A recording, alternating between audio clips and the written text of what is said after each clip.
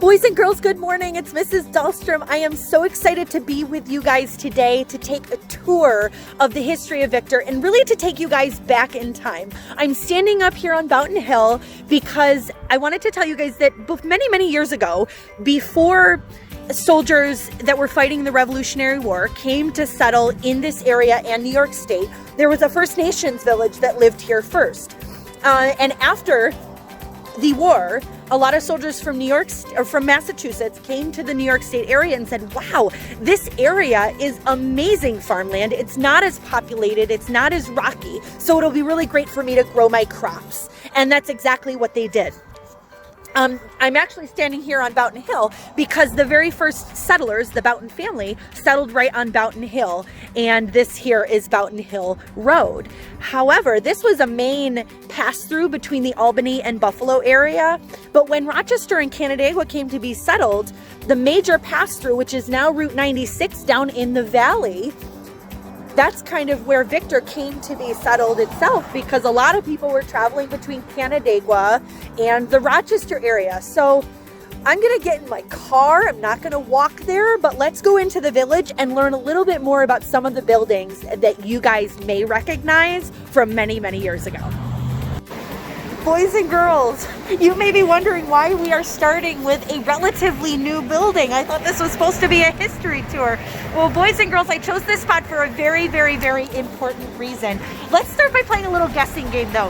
What building do you think used to sit where the Five Star Bank building sits right now? Any guesses? Here's what it looked like many, many years ago.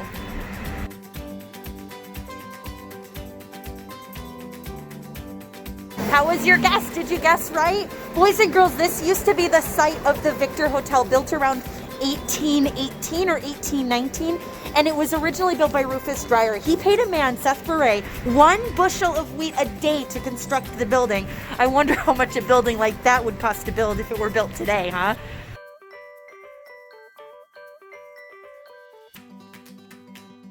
Boys and girls, one of the very earliest buildings built in the village of Victor was this building right here, the First Presbyterian Church. It was built in 1832, and again, like I said, it was one of the very earliest buildings built in the village of Victor. What other kinds of buildings do you think they built early on when Victor was brand new? Boys and girls, in the village of Victor, not long after the First Presbyterian Church was built, this very, very important building was built in 1834. This is what it looked like so many years ago.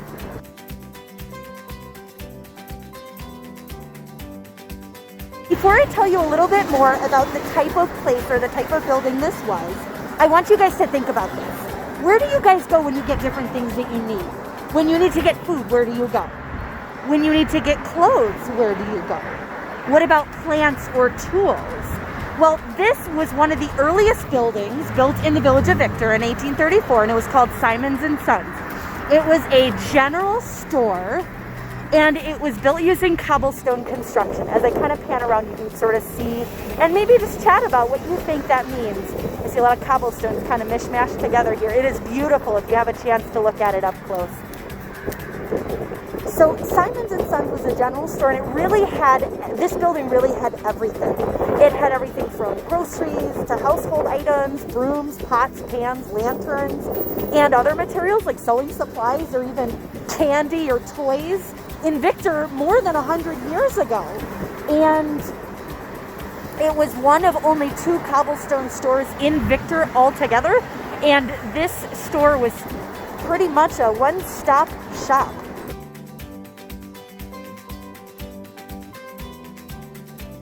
As you guys can see, we have left Simonds Sons so that I could show you guys the next building on our tour. A building that looks very similar, I think, to many years ago. This is a building called the Moore Building. How cool is that?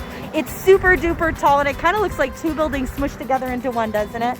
Well, let me tell you guys a little bit about it. So far, we've learned that the village of Victor had built early on a church in the First Presbyterian Church, and they had built a general store where people could really stop and get everything that they needed.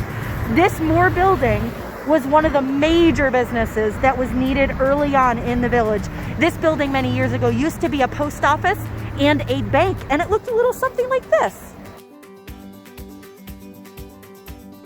This building was built originally in 1872, and it is super cool. So I'm gonna take a second and get across the street so I can show you guys the side of the building, okay?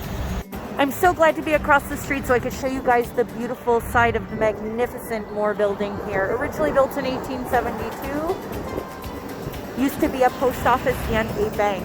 Do you guys hear some of the noise in the background? Do you notice some of the cars as we've been walking by? Many, many years ago, I think about how people got around differently and transportation was different. People used to get around in a horse and buggy or by stagecoach. They didn't have paved roads back then. We didn't have these beautiful sidewalks we have to walk on today, or even street lights like we do today. They had often just dirt roads and wooden planks for sidewalks, believe it or not. And it looked a little bit something like this.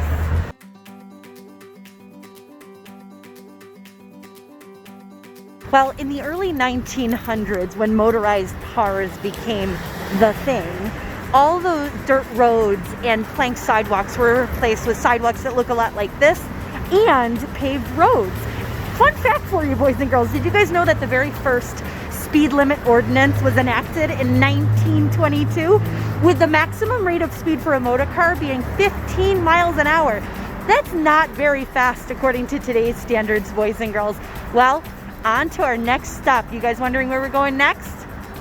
Oh boy, I hope you have some good guesses. We'll see you in a minute, boys and girls.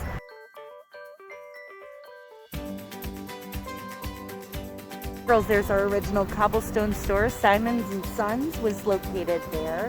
And it was a general store where people got a lot of their supplies, although I will say this. As Victor continued to develop, other buildings were built in the village that housed many, many different businesses. Although this building here, next to Simonds & Sons, looks brand new, what used to stand there was something called the Walling Block. And it was built in 1874 and housed many small businesses. Now, if you imagine, it was kind of like, I don't know, the mini mall of its day. And it looked a little something like this.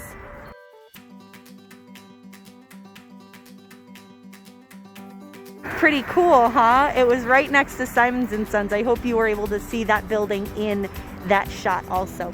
And you may not have known this, but across the street here on East Main Street were also many, many, many businesses. And think about that. This was over 120 years ago. Transportation was different, of course, but other things were different too. Think about that and maybe chat about it and stop the video if you'd like. Well, I will say this block here suffered a devastating fire on April 10th of 1898. It really destroyed all of the buildings between here and Church Street. And I don't know if you could see Church Street from here, but it is all the way down past this whole block, all the way past where Pontillo's is. And I'm not gonna walk all the way down there, but you can just imagine how much space that covered and how devastating a fire like that was to some of the businesses that were in the village here.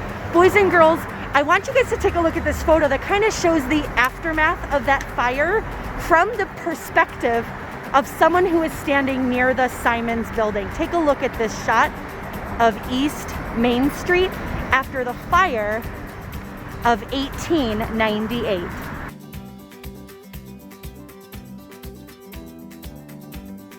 Now, you know what? Fires were a lot more common back then because electricity really wasn't invented until, I would say, the late 1880s. And even then, most people still lit their homes and created light with candles or gas light. Plus, there was no Victor Fire Department back then, and they didn't really come around until about 1904. So until then, people really put out fires the best they could using bucket brigades, where they passed buckets of water from one person to the next. And you know what? It didn't really do much. It wasn't very helpful in stopping big fires like this that really tore through entire blocks like East Main Street. This wasn't actually the only major fire. Down on West Main Street, there was another fire in 1899 that destroyed a lot of West Main Street. The village actually then made it a law that all buildings between Church Street and Moore Avenue up here had to be built out of brick. So you can notice that all these buildings, especially the ones on East Main Street when they rebuilt, were all made out of brick because a law that said that really they couldn't be made out of wood or other materials that were more flammable. So if you think about it though, in 1898, the fire that destroyed this block here, the Walling block actually survived that fire. But actually, unfortunately, you see this is a new building because in 1981, a fire had actually ended up destroying the Walling block. But our amazing and now fire department here saved and preserved the Simonds Sons building without damage. So kudos to them. But you know what? All these businesses and churches and places that came to be in the village of Victor really wouldn't be preserved as they are without the help of the incredible fire department. Do you guys see that white building right over there? That is our next stop.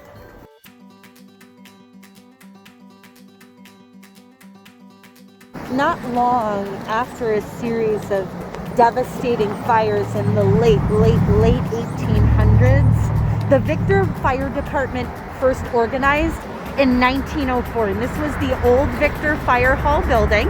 It looked a little something like this.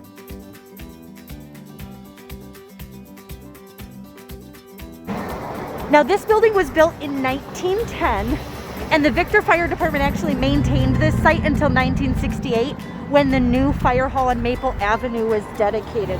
This building here is now actually owned by the Victor Fire Department and has a museum on the first floor. And when it's open for business, you can call ahead and actually get a tour of this place. So when it's safe to do so, boys and girls, that would be a really fun building to check out to learn a little bit more about the history of the Victor Fire Department. So as we walk down East Main Street, we are now approaching the last stop on our little mini tour of the Victor Village. And it's a relatively new building. It was built in 2008 and it is our Victor Town Hall. It is really the hub for the government in Victor here, and our current town hall supervisor is Jack Marin, and the deputy supervisor is Dave Condon. I have to say, of the many offices in this building is the office of our amazing historian, Babette Huber, who's been our town supervisor since 1990. It was really with her blessing, resources, and vast wealth of knowledge that our virtual field trip really became a reality today. So Ms. Huber, I wanted to thank you personally on behalf of all the students of the Victor Primary School for helping us learn a little bit more about Victor's history.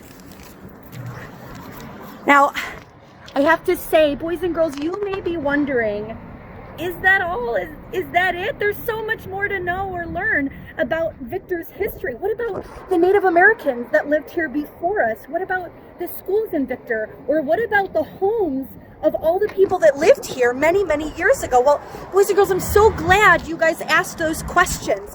We really hope that this tour excited you and really interested you to find out more about our area's history.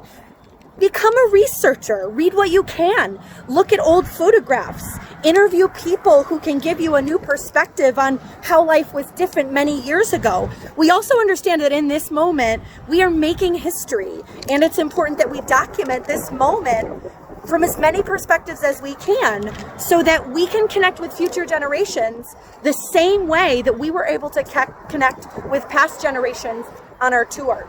So I really wanted to thank you guys so much for going on this tour with us today, and we hope that you guys came away knowing a little bit more about what life was like over 200 years ago. Have a nice day, everybody.